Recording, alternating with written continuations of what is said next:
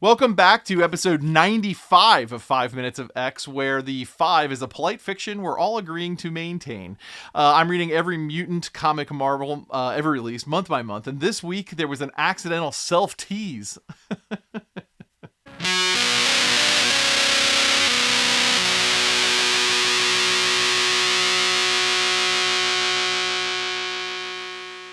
June of 1971 saw the release of two mutant books. On the 8th, the Avengers number 91, written by Roy Thomas with art by Sal Buscema. And then we get Amazing Adventures number 8, written by Roy Thomas with art by Neil Adams. It's great seeing Neil again. When I saw Amazing Adventures come up, I got super excited, only to realize that the story I'm excited to read starts in issue 11. We'll be covering that one soon, and the story is one of my early favorites of all X-Men stories, so I'm super excited to get there. This one's fine too, by the way. It's just a cameo for our mutants. Oh, and we also see X-Men Annual number 2 released on June 15th. I almost forgot to bring that one up. That one reprints issues 22 and 23 of the X-Men, which I covered in episodes 33 and 34 of this show, respectively. We get an actual brand new cover here. Super cool to see that. I really like the new version of version of Washington, D.C. we get here. It's really cool.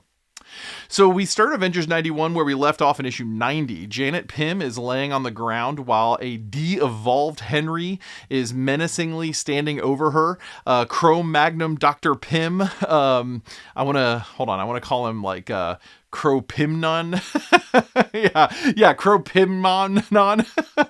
Even in his most base state here, CroPymon still loves Janet and decides to take her back to his cave or whatever. This leads to a ton of monologuing from Ronan. Scarlet Witch, Vision, Quicksilver, and Rick Jones are stuck fighting a hypnotized Goliath and that huge robot, Sentry 459.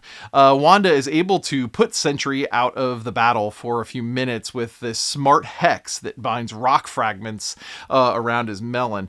I'm loving that she's moving away from everything being a hex bolt, even if the renaming is lame when these hex spheres show up. Wanda is now using her power to affect the world around her differently, and I really enjoy that.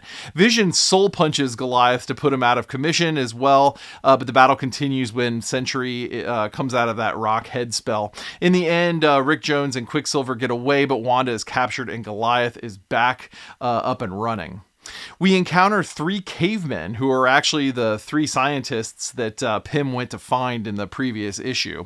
These Bro-Magnons are the plan that the Kree have for the human race. Ronan wants the humans to all be de-evolved. We get electrical wrist and feet holdiani thingies, as well as some more monologuing from Ronan here before inexplicably an almost kiss between Vision and Wanda. Wow, no mention of love or affection thus far, but this relationship does go in one direction. He pulls away, though, at the last minute, and we get back to our story. CroPymon defends Janet from the Bro-Magnons, who want to mate with her. While that battle happens, Ronan uses a devolving ray to turn a dragon frog, kind of a weird animal there, into an amoeba, and Quicksilver breaks into the bad boy base.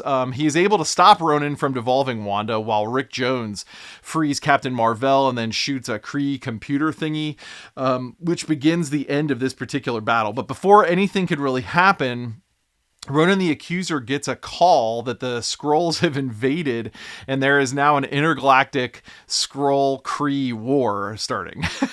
Ronan leaves to deal with that threat and just leaves the robot behind to keep control of Earth while he is gone. But as soon as he is gone, there's like this cascade from the computer thingy that was hit moments ago, and the bad boy base collapses. As it does, the Bro-Magnons and CroPymon return to normal. Lame. I wish they could have stayed that way. That was really fun. And as the building sinks into the ground, Yellowjacket and Wasp officially resign from the Avengers.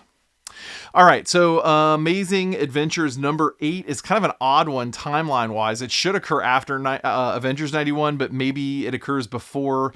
It's simply because of locations and the characters involved, but the reality is it's just awkward. I'm not sure it matters too much, as all we see here is a new threat coming from San Francisco, followed by Thor letting Wanda and Pietro know that he will be taking this one solo. The rest of the issue is mutantless. Both this story and the backup Black Widow story are super fun, but I read them. They're great issues, but they don't have any mutants in them. You'll have to wait until 5 Minutes of Widowthor. Also, that'll be the name of my next heavy metal cover band, the 5 Minutes of Widowthor.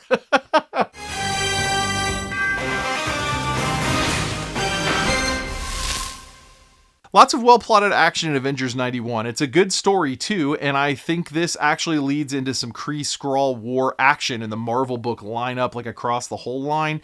We'll have to wait and see as we go on. No Cap, Iron Man, or Thor in sight. I love these characters, but when they're gone, Viz, Wanda, and Pietro get the spotlight, and here they really carry the book really well.